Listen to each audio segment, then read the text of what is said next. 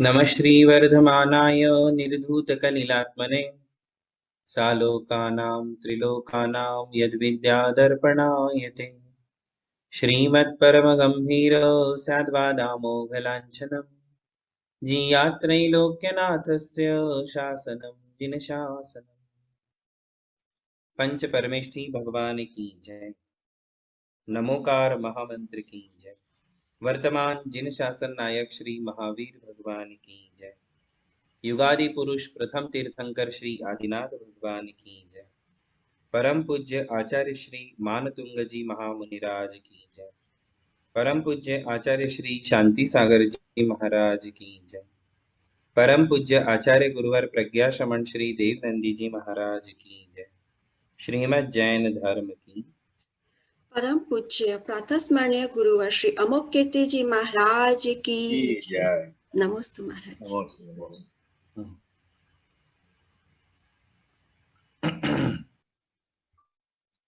भक्तामर जी के पहले दो काव्य पढ़कर फिर आज हम 21वें काव्य के बारे में चर्चा करेंगे।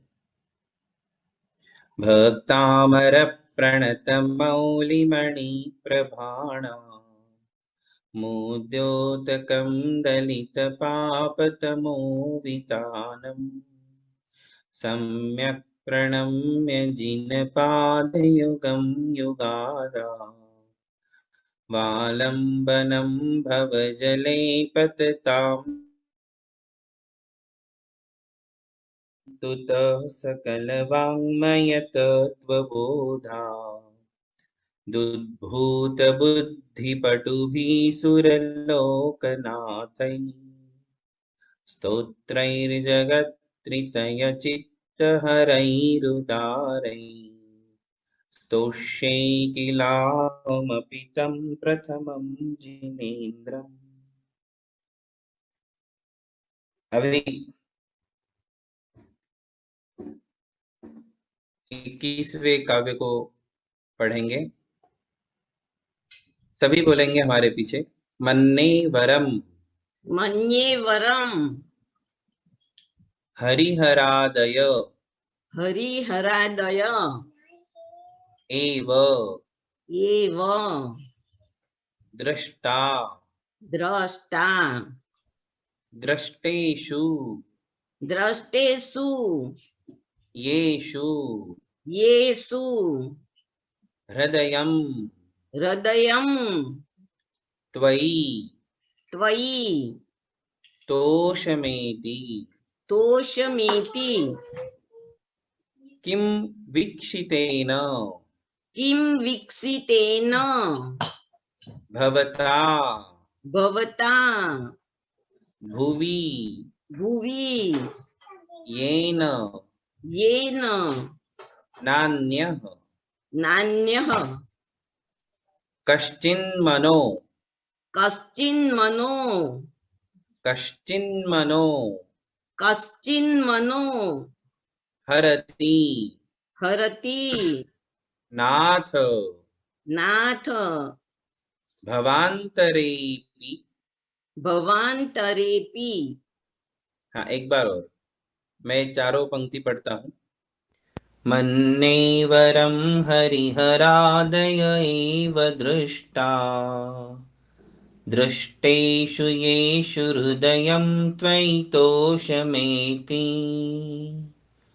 किं वीक्षितेन भवता भुवि येन नान्य कश्चिन्मनो हरति नाथ भवान्तरेऽपि। लीजिए अब हम इसका अर्थ देखेंगे कि क्या कहते हैं आचार्य श्री मानतुंग जी इस 21वें काव्य में। थोड़ा सा अलंकार का प्रयोग किया है। इसे अलंकार शास्त्र में व्याज स्तुति कहते हैं। कैसे हम वो देखेंगे, आप सभी को समझ में आ जाएगा। मन्ने वरम, मन्ने यानी मैं ऐसा मानता हूं। क्या मानता हूं? कि वरम हरिहरादय एव दृष्टा। इसको अपन ने सेंटेंस बनाया है अन्वय में। उसमें से आप अर्थ समझ ले। हे नाथ, चौथी पंक्ति में नाथ शब्द आया है, वो भगवान का संबोधन है। हे भगवान, ऐसा। हे नाथ, हे भगवन। क्या?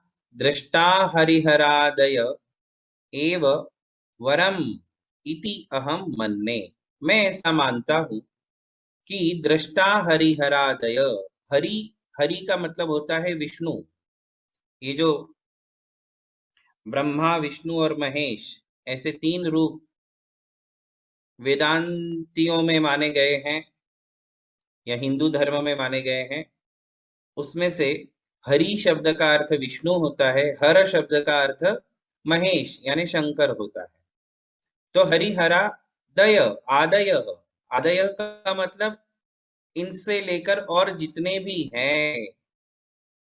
हरिहर, हरि और हर, इसके अलावा और भी जितने हैं उन सबको पहले ही देख लिया। दृष्टा, दृष्टा यानी देख लिया, पहले उनको देख लिया। ये उनको देख लिया, वरम, वही अच्छा रहा। इति अहम, मैंने, ऐसा मैं मानता हूं। क्या कह रहे?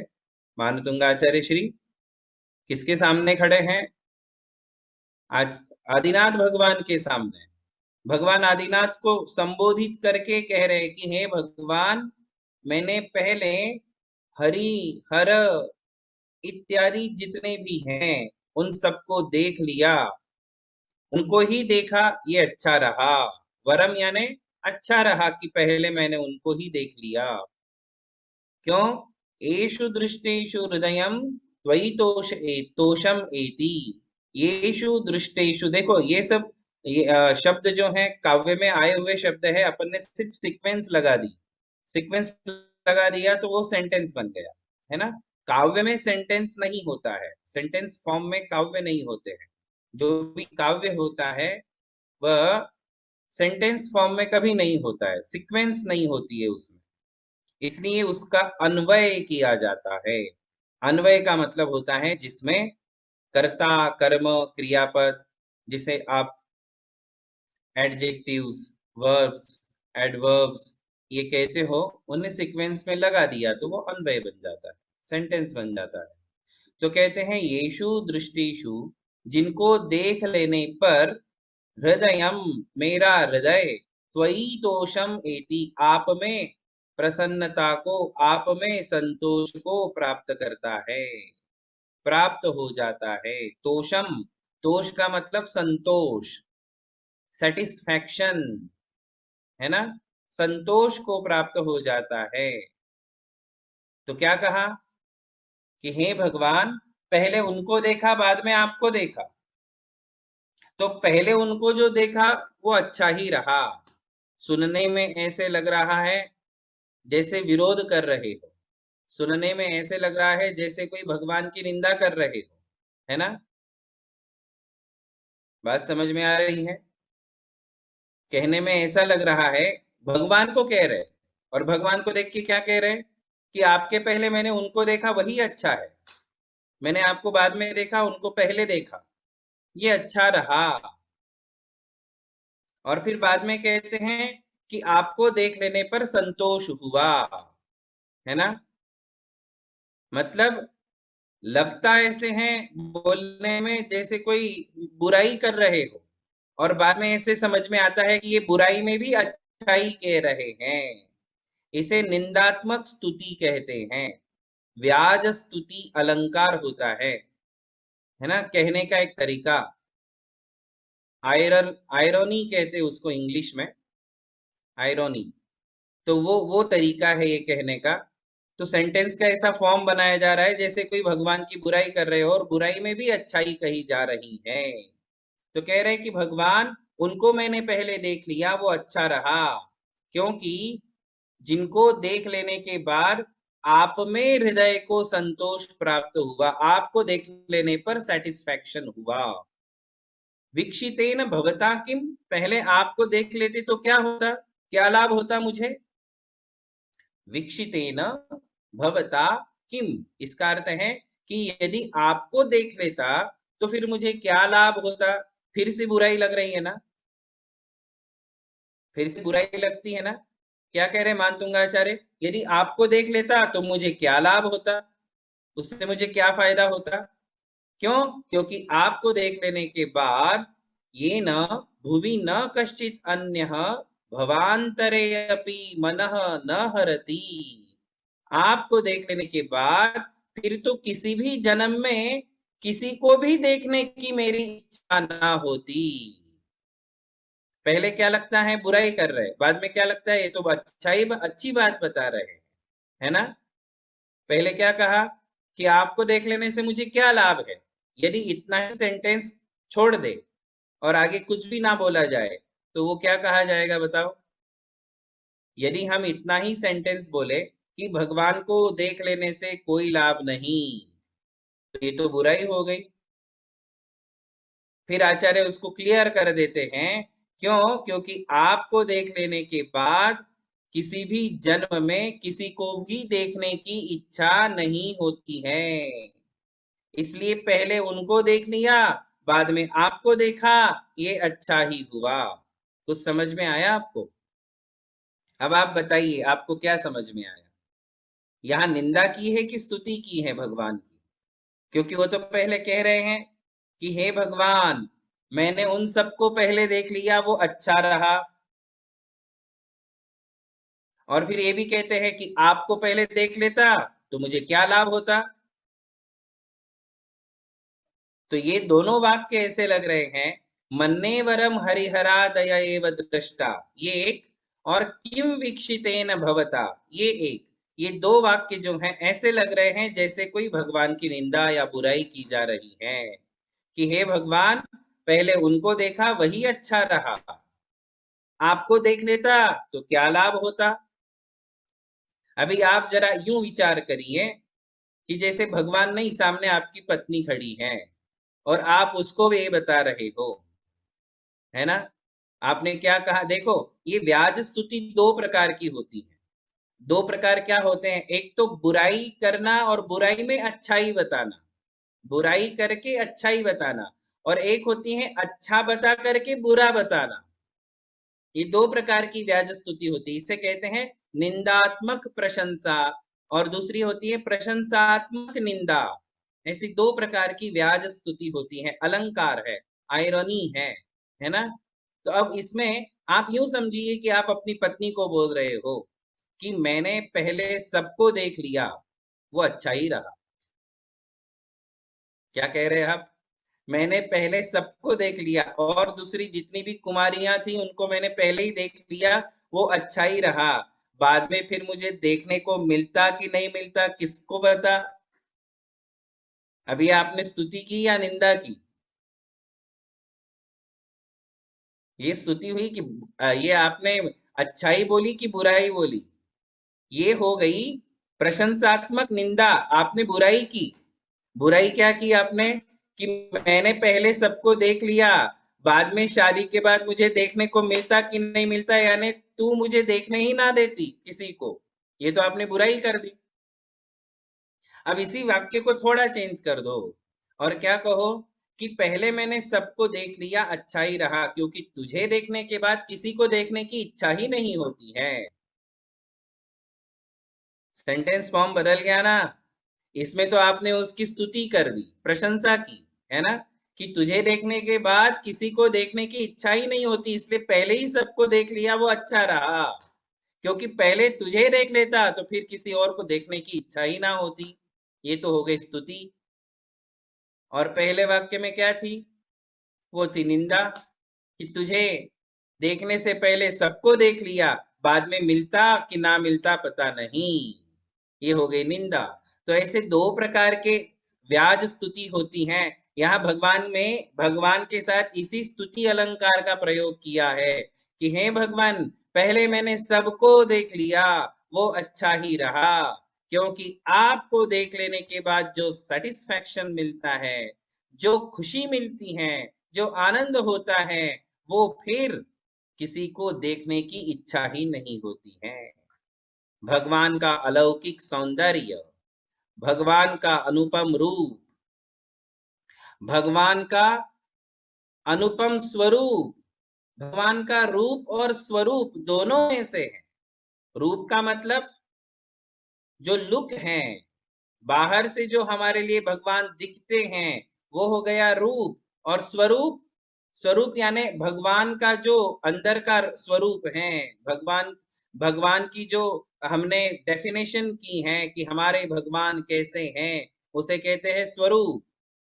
तो भगवान का रूप भी यूनिक है और भगवान का स्वरूप भी यूनिक है, क्योंकि संसार में जिन जिन लोगों ने जिन जिन को भगवान माना है उनमें ऐसा रूप भी देखने को नहीं मिलता और उनमें ऐसा स्वरूप भी देखने को नहीं मिलता है। मिलता है क्या बताओ आप? इतना अलौकिक सौंदर्य, आप प्रतिमाओं को रख लो, छोड़ो बाकी सब बातों को, साक्षात भगवान तो हमने देखे नहीं। और अन्य धर्मों में जो भी भगवान माने गए हैं उन्होंने भी साक्षात उनके भगवानों को देखा नहीं।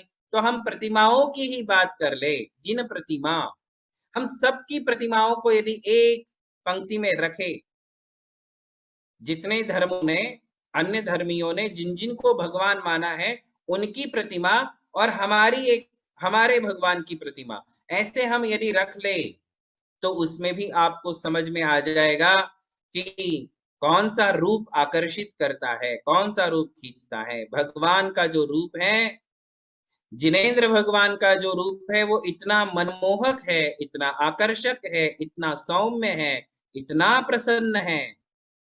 आप देखोगे कि हमारे भगवान के चेहरे पर उग्रता नहीं है, उग्र रूप नहीं है, रौद्र रूप नहीं है, गुस्सा नहीं दिखता है, अहंकार नहीं दिखता है भगवान के चेहरे पर।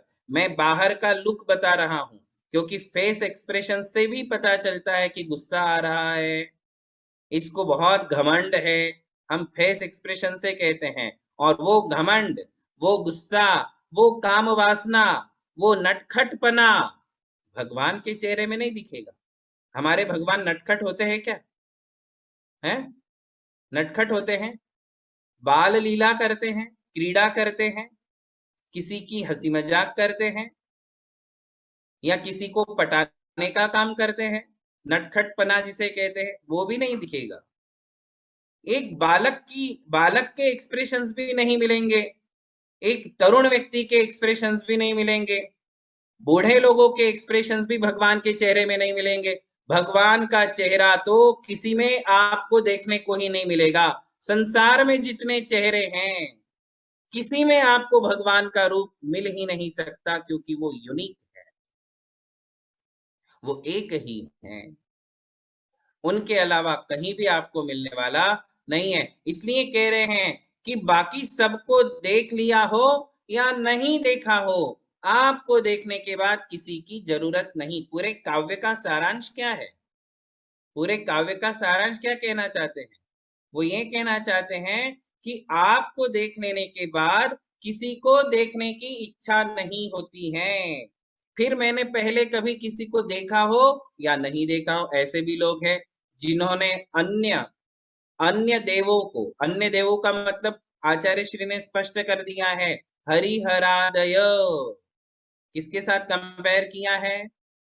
ये बात अच्छे से ध्यान रखना। आजकल हमारे लोग भगवान का कंपैरिजन हमारे ही शासन देवी देवताओं से करते हैं, पद्मावती माता से, क्षेत्रपाल से, धरणेन्द्र से भगवान का कंपैरिजन करते हैं, जबकि वो कंपैरिजन गलत है। क्यों? क्योंकि पद्मावती माता को, धरणेन्द्र को, क्षेत्रपाल को किसी ने आज तक भगवान माना ही नहीं। कंपैरिजन किस में किया जाएगा? जब हम भगवान के पैरेलल किसी को खड़ा करेंगे कि ये भगवान है, तब दोनों में कंपैरिजन किया जाएगा, तब दोनों का तुलनात्मक अध्ययन किया जाएगा और फिर कहा जाएगा कि कौन सा भगवान सही है ना? अरे भाई, गुरु और शिष्य में क्या कंपैरिजन? गुरु और शिष्य में कंपैरिजन हो सकता है क्या? टीचर और स्टूडेंट्स में कभी कंपैरिजन हो सकता है क्या? हाँ, दो टीचर्स में कंपैरिजन हो सकता है ना? दो टीचर है भाई, मैथमेटिक्स पढ़ाने वाले दो टीचर है, अब दो में से कौन सा सही है, कौन सा बेस्ट है? हम बेस्ट के बारे में सोचते हैं कि नहीं? दो टीचर एक ही सब्जेक्ट के हैं तो हम चारों टीचर्स में कंपैरिजन करेंगे कि कौन सा टीचर बेस्ट है, किंतु क्या कभी टीचर और स्टूडेंट्स के बीच में कंपैरिजन होगा? कभी नहीं होगा। तो हमारे जिन शासन देवी देवता यक्ष यक्षिणी ये तो भगवान के भक्त हैं, और भगवान और भक्त में कभी कंपैरिजन नहीं किया जाता है। हम शासन देवी देवताओं को भगवान मानते ही नहीं है, तो फिर उनका भगवान के साथ कंपैरिजन कैसे? इसलिए आप देख लो, जितने भी स्तुति की जाए, स्तुति स्तोत्र हैं या शास्त्र है, उनमें भगवान का कंपैरिजन हमारे आचार्यों ने हरिहरादय, हरिहर आदियों के साथ किया है, क्योंकि उन्हें लोगों ने भगवान माना है कि ये हमारे भगवान है। तो फिर भगवान भगवान में तुलनात्मक अध्ययन होगा, कंपैरेटिवली सोचा जाएगा कि फिर इन दोनों में भगवान कौन, सही भगवान किसे कहे, बेस्ट कौन, ऐसा उनमें तुलनात्मक अध्ययन किया जा सकता है। तो बंधुओं, ये काव्य का सारांश आचार्य श्री कह रहे हैं कि हे भगवान, आपको देख लेने के बाद किसी को देखने की इच्छा नहीं होती है, इसलिए पहले ही मैंने सबको देख लिया, वो अच्छा ही हुआ, क्योंकि बाद में आपको देख लेने के बाद तो जो खुशी है, जो आनंद है, उसका अंत ही नहीं है। अब इसे हम थोड़ा सा चेंज करके संसार के पदार्थों के साथ करें, है ना?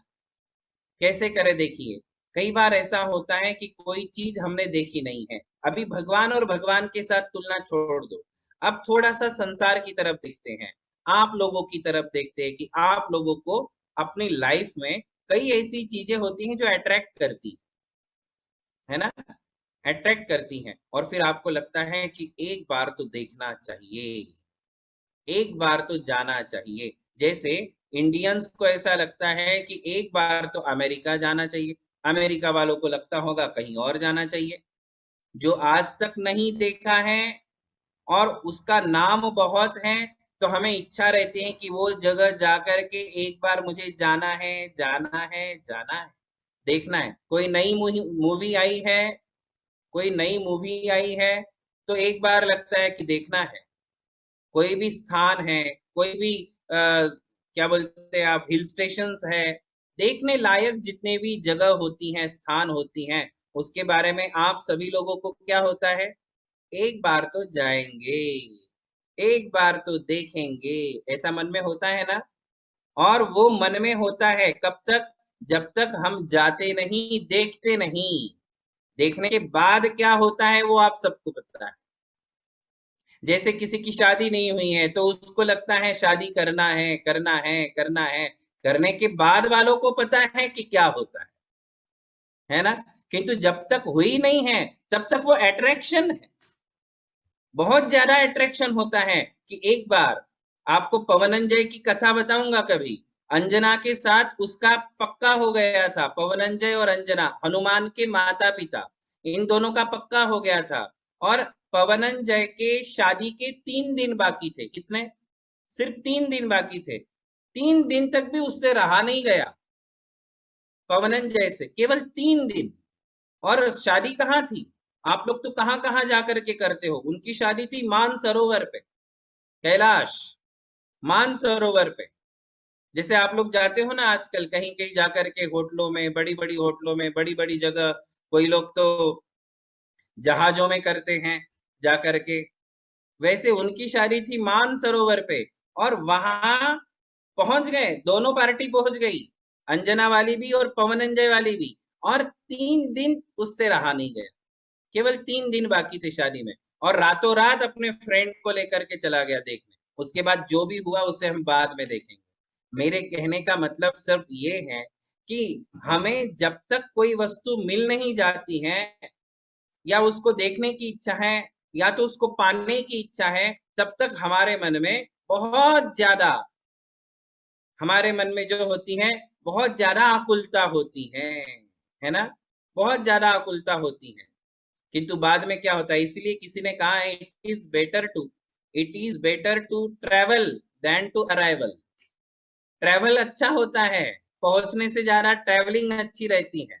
क्यों? क्योंकि देखेंगे देखेंगे, देखने को मिलेगा, देखने को मिलेगा, एक खुशी रहती है। और जब पहुंच जाते हो, जब वो वस्तु आपके हाथ में आ जाती है, जब शादी हो जाती है, उसके बाद तो रोज वही, फिर रोज वही, पहली बार देखो तो 100% उसमें ये रहता है, एक अट्रैक्शन होता है। अब दूसरी बार तीसरी बार अट्रैक्शन 50%, अट्रैक्शन 25%, अट्रैक्शन 10%, और कुछ दिनों बाद तो सारा अट्रैक्शन ही गायब हो जाता है, पूरा खत्म ही हो जाता है। अब आप बताओ आपको अब कितना अट्रैक्शन है, जो सगाई के टाइम था और आज है, कितना अट्रैक्शन है बताओ। एक स्थान है, वो स्थान बार बार जा लेते हो, एक बार दो बार चार बार, बाद में जाने की इच्छा ही नहीं होती है ना। हम लोग बॉम्बे चतुर्मास किए थे, तो जाने के पहले हमें ऐसा लगता था कि चौपाटी पर लोग कैसे रहते होंगे। चौपाटी पे जो गिरगांव चौपाटी है ना मुंबई में, वहां कैसे, हम पहली बार बॉम्बे गए थे और वहां चैत्यालय था, जो गेनमल जी जवेरी, इनका एक चैत्यालय है चौपाटी पे। और हमें एक था मन में कि कैसे लोग रहते होंगे समुद्र के किनारे, क्या दृश्य होता होगा। अब वहां वहां गए और चौपाटी पे जो 6th फ्लोर पे चैत्यालय है, वहां हमारे लिए 1 महीने 2 महीने के लिए इनवाइट किया गया कि आपको यहीं रहना है। हम वहां गए, वहां रोज चैत्यालय के दर्शन करते थे और नीचे रहते थे। मैंने वहां देखा कि लोग दरवाजे बंद करके ही रहते हैं। वहां जो चौपाटी पे रहने वाले लोग हैं, दूसरे लोग तो दूर दराज से आते हैं देखने के लिए समुद्र का किनारा, और जो वहां रहने वाले लोग हैं वो पूरे 24 घंटे अपना दरवाजा बंद रखते हैं। मतलब इतने उकता गए हैं कि वो देखना भी नहीं चाहते। तो ये जो संसार संबंधी अट्रैक्शन है, उसका परसेंटेज कम होता है, किंतु भगवान का अट्रैक्शन जो होता है वो ऐसा है कि एक बार देख लो तो पुनः देखने की इच्छा होगी, पुनः देखने की इच्छा होगी, फिर भगवान को देखने के बाद किसी को देखने की इच्छा होती ही नहीं। भगवान एक ऐसे वस्तु तत्व हैं जिन्हें देखने पर बोर नहीं होता है। समो शरण में 1 बार 2 बार 3 बार 1000 बार श्रोता जाते हैं, जाते ही रहते हैं, जाते ही रहते हैं। उन्हें भगवान को देखने पर कभी बोर नहीं होता है। बार बार वाणी सुनते हैं, बार बार भगवान को देखते हैं, किंतु उनका अट्रैक्शन खत्म ही नहीं होता है, अट्रैक्शन दिनों दिन बढ़ता जाता है। ऐसे भगवान हैं। संसार के पदार्थों के साथ कंपेयर करने पर भगवान के प्रति जो अट्रैक्शन है वो हमेशा बढ़ता रहेगा, किंतु संसार के पदार्थों के मामले में आपको बताना जरूरी नहीं है। भगवान के साथ किसी को कंपेयर नहीं किया जा सकता है। थोड़े दिन बाद आपके मन में आएगा कि अब ये महाराज चेंज हो जाए तो भी अच्छा रहेगा, है ना। ये महाराज को कितनी बार सुनेंगे, 1 साल हो गया सुनते सुनते, अब थोड़ा सा महाराज को चेंज कर देना चाहिए। ऐसा हो सकता है, इसमें कोई बड़ी बात नहीं है, क्योंकि संसार में भगवान ही एक ऐसे हैं जिनकी किसी के साथ तुलना नहीं है। उनको हमेशा सुन सकते हैं, उन्हें हमेशा देख सकते हैं, कभी भी अरति उत्पन्न नहीं होती है, उदासीनता नहीं आती है, कभी थकते नहीं है। सुनते रहो, देखते रहो। भगवान से ज्यादा संतोष, भगवान से ज्यादा आनंद संसार में किसी में भी नहीं है। यही इस काव्य का सार है। मन्नेवरं हरिहरादय एव दृष्टा, दृष्टेषु येषु हृदयं त्वयि तोषमेति। किं वीक्षितेन भवता भुवि येन नान्य, कश्चिन्मनोहरति नाथ भवान्तरेऽपि। बोलिए आदिनाथ भगवान की। परम पूज्य धर्म दिवाकर मुनि श्री अमोघ कीर्ति जी एवं मुनि श्री अमर कीर्ति जी महाराज की जय।